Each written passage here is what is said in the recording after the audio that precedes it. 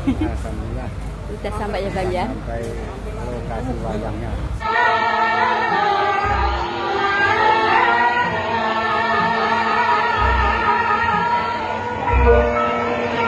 Mangke dalu kagelar dening Ki Dalang Alek Budi Sabdo Utama kanthi lelampahan Kresna Duta Pamungkas menika pamundhutan ingkang kagungan kersa inggih menika Bapak Bayu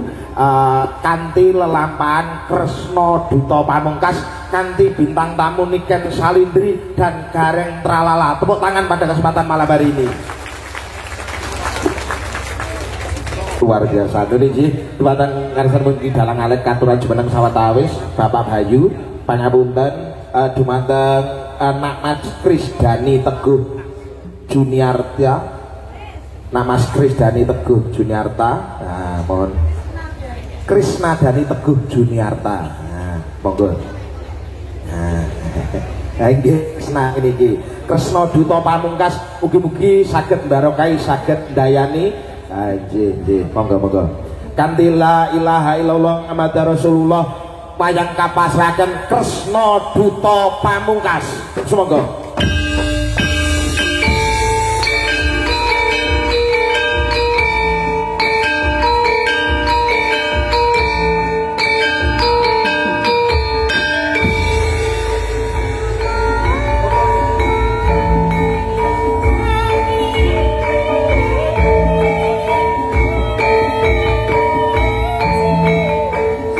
Mantan atur kawula tartamtu anggen kula secala dhumateng panjenengan sami kirang nuju prana kula nyuwun agunging samudra pangsami pinangka panutup panateping atur billahi taufiq wal hidayah baridho walinayah wassalamualaikum warahmatullahi wabarakatuh.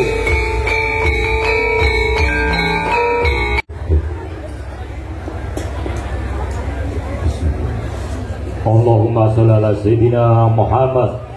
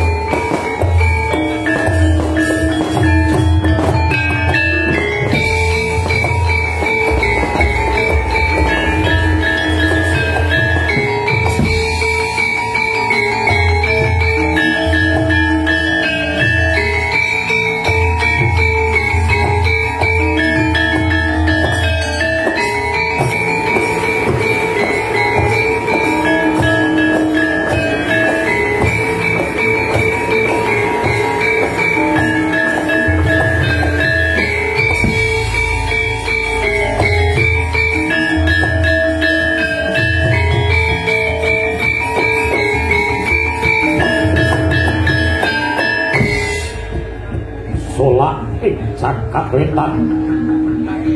Katon Sumambara tabrik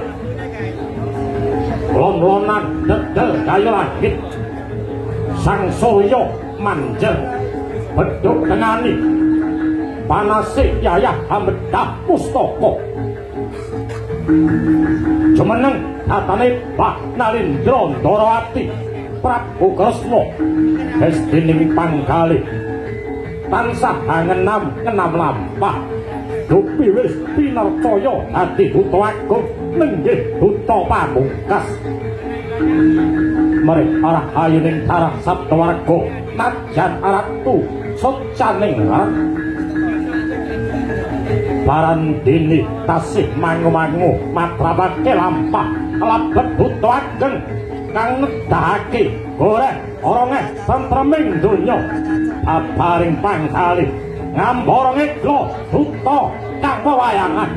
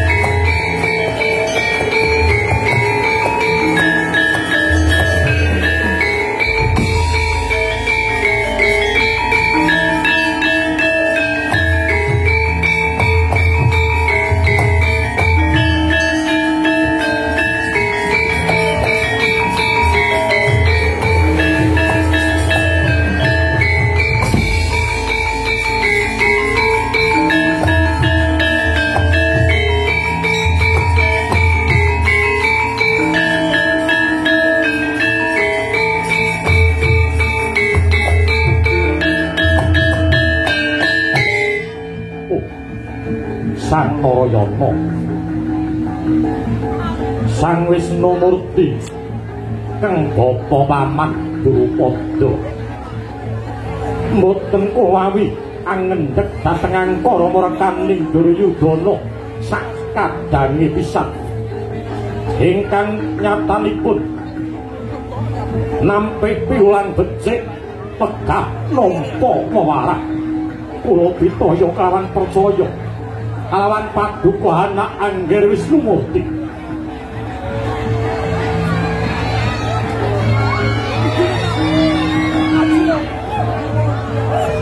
anak Angger Harimurti Gestina wis ora nampa kautaman kang pipi banget nelongso dadi duta ora bisa ngrampungi gawe jejegna bener patungno kahanan iki yo wis mumurti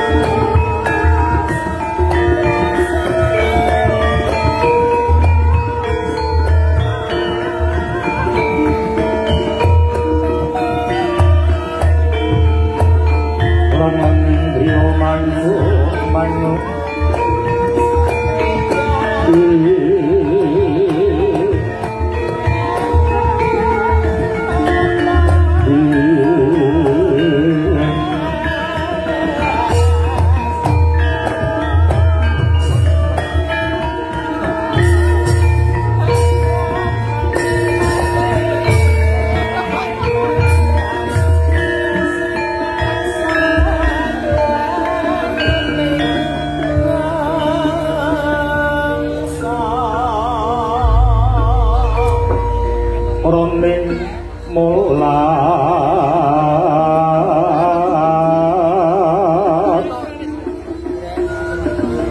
roning mulat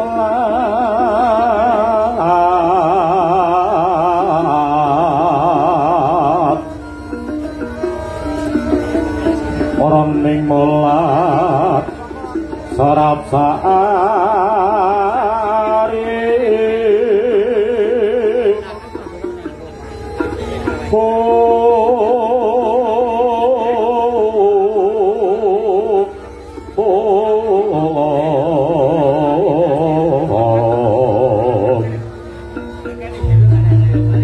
roning mulat sarap saari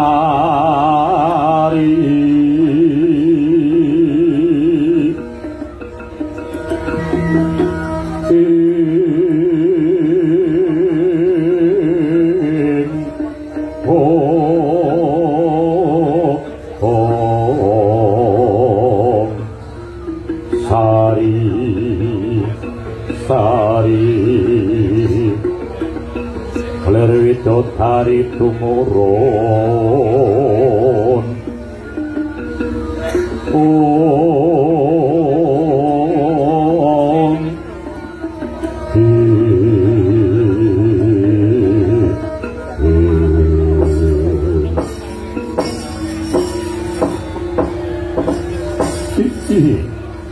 Iwang Sopono Wadinu payungono marang jiwaning sun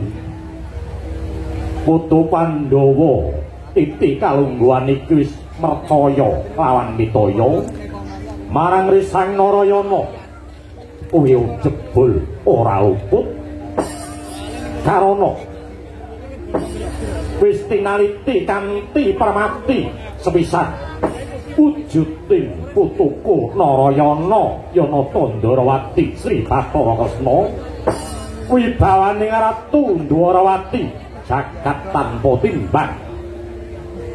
kabeh padha nyekseni kasektening Nalindra Ndwarawati titis mring samubarang dasar titis Wisnu Bathara kang sejati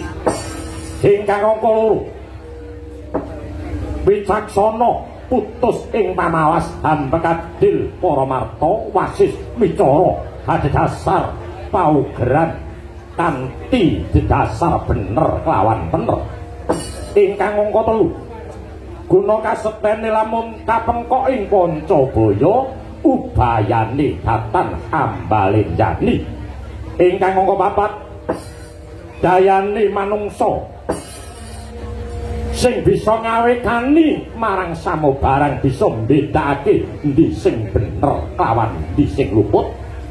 dene ingkang angka 5 Nata Ndwarawati bisa memayu marang rahayuning bawana. Nggih. Ingkang Eyang Pitaya lamun ta dina semengko sulaking jagat iki mau bakal padhang prawangan sangka Uta Prabu Sri Nata Ndwarawati pinangka dadi duta pamungkas. Wis temen gawuh kanjengan. Jengkapa Prabu ampun ngantos titi kalengganan anggen padukun Jengkapa Prabu wonten nagari Ngastina pinangka dadi dadakan ing pasulayan nanging sasaget-saget rinembat pening eling kang maha kawasa kanthi adhedhasar panembah muring boten dadi dardah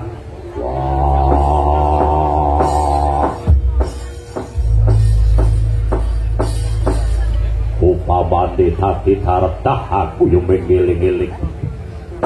aku yo mengeleke marang para Nalindra ing Astina para sembahaning para kawula para brahmana supaya ngerti marang unggah-ungguh Subhasita katurna marang kakek Bisma elinga marang kautaman sadurunge dadi korban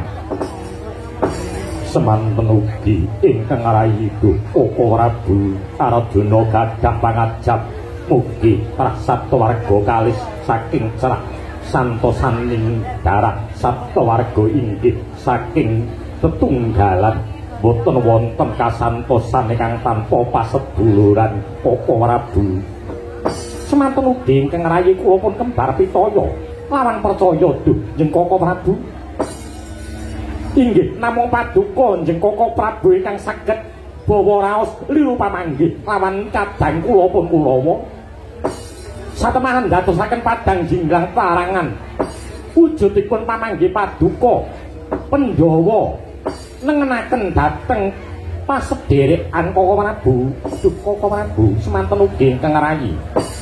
kula ugi mekaten sedaya ingkang dipun ajab namung dadya wujuding adil para marta menarika kadilan sampun saged rinembag kula kinten sedaya menika tebih saking Raswada Winada tebih saking pasulayan Joko Prabu. Jajaring satriya pinilih mamargi mring kautaman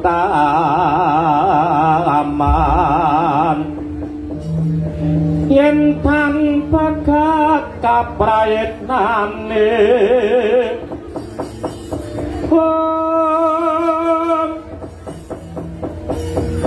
sayakti pusaka satriya gantoring apa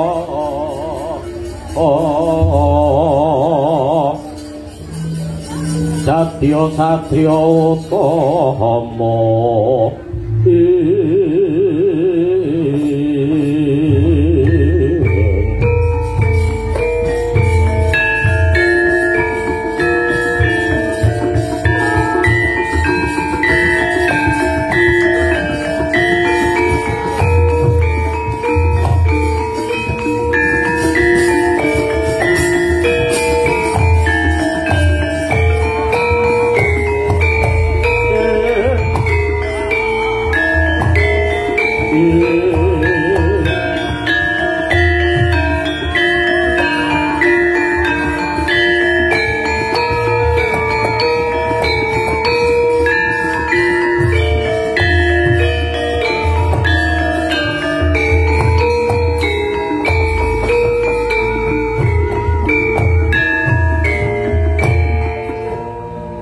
utama Prabu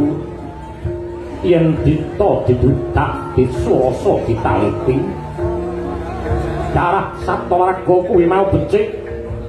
darahe eyangmu Abiyasa kuwi mau becik kinarya dadya panuntun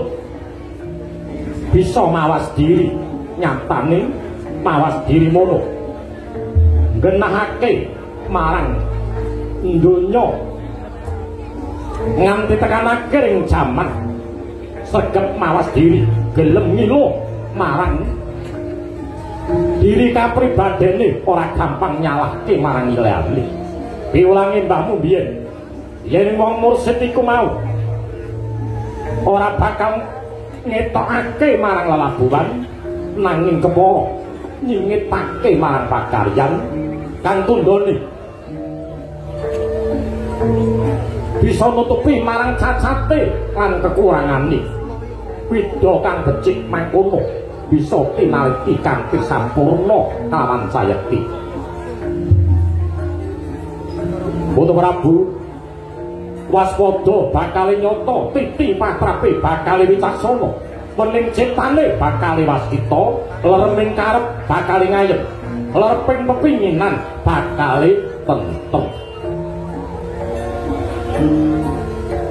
Mula kang saka kuwi adi dina semengko budhalo srananana kanthi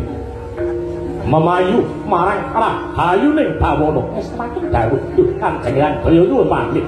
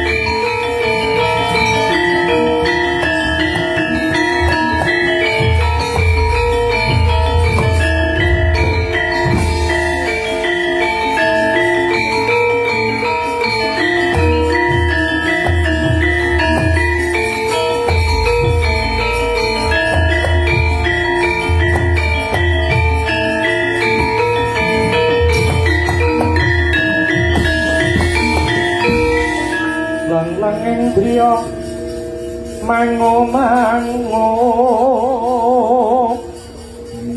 mangungkung kanduan riman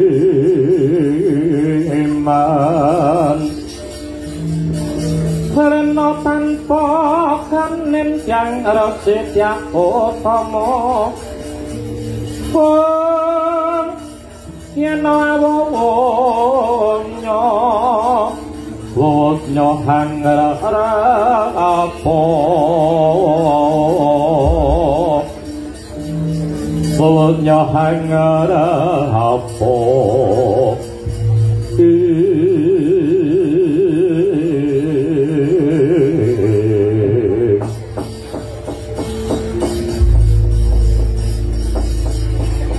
Nyanya Juno wonten timbalan dawu ana apa siap dimapak marang lakuku Yayi Jengkoko Prabu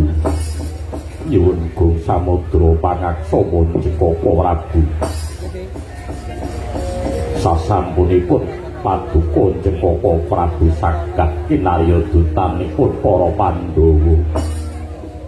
kamangka kula ngertos kawan paduka badhe saged ngentasi damel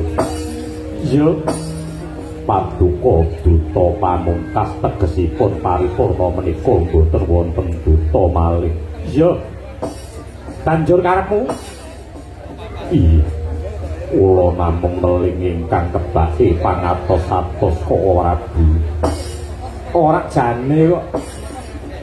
nyala wadi timen to apa ompakan lho sing mbok karepake kepiye apa wadi kowe kok uwet iki ngopo to jane iki sajake kaya wong grogi iki ngopo kula badhe titik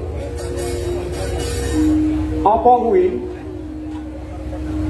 boten sida mawon lho kok didelekke meneh ora inggih namung sungkem kewala punjuk dhumateng ngarsanipun Kanjeng Hyang Wara Bisma ya bakal tak aturke sungkem kula punjuk dhumateng ngarsanipun Bapak Guru Durna iya sapa meneh sungkem kula punjuk dhumateng ngarsanipun nulinggih Kanjeng Pamanting Madras iya bakal tak aturke sapa meneh sampun Danawati piye Dara Danawati ora tanggap aku iya bakal tak aturake ya aku ngerti sing dadi gegetan ning rasane atimu ngono aku ngerti kowe nggendong rasa tresna molage dongakno lakon iki bakal rampung pun Kakang pinangka dadi sating pepajar tumraping negara ing Indramaста negara Astina bali marang ngasane para Pandhawa Yayi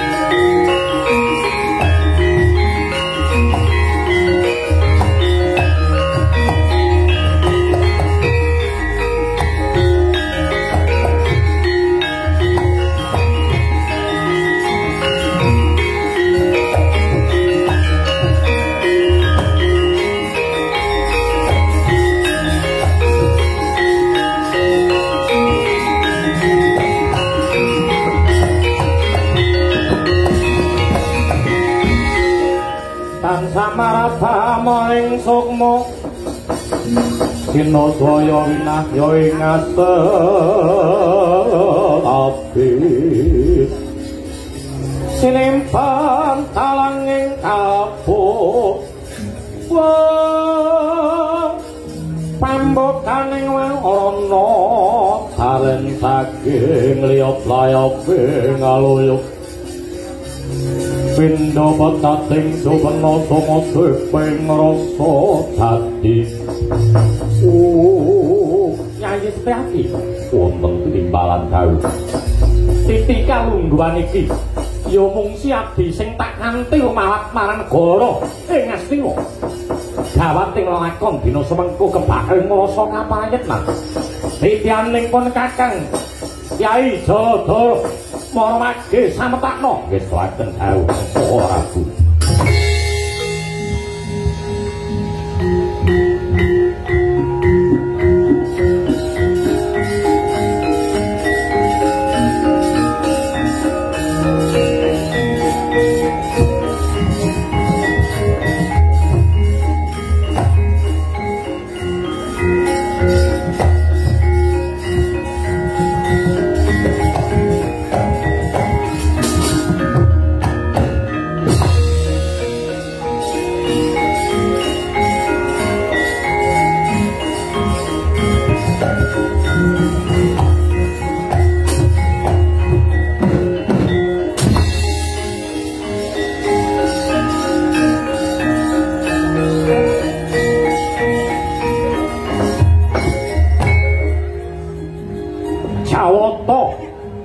Yasa murut mubyar arenggane kang sarurukmi merah inten widara maya nela tegese warna biru Sutyamaya binabar kang kencana cinandra kaya gunung mas kang lumaku dinarik kuda catur ya jalan papat santaka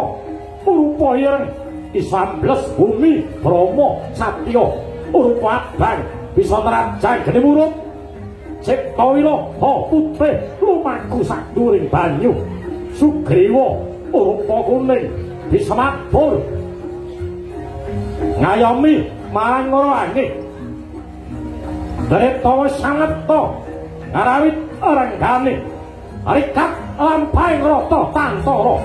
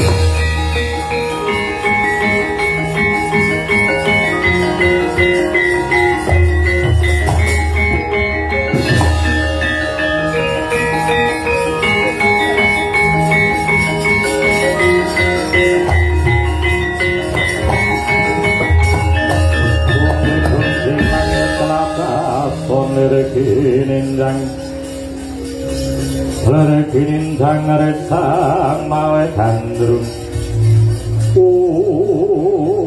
kencang mamapong marudoyong kali cudil sapa sing gawe Hermarayana wong pindahan gaguk tuwang padha hulu ora maido Narayana sira kapiji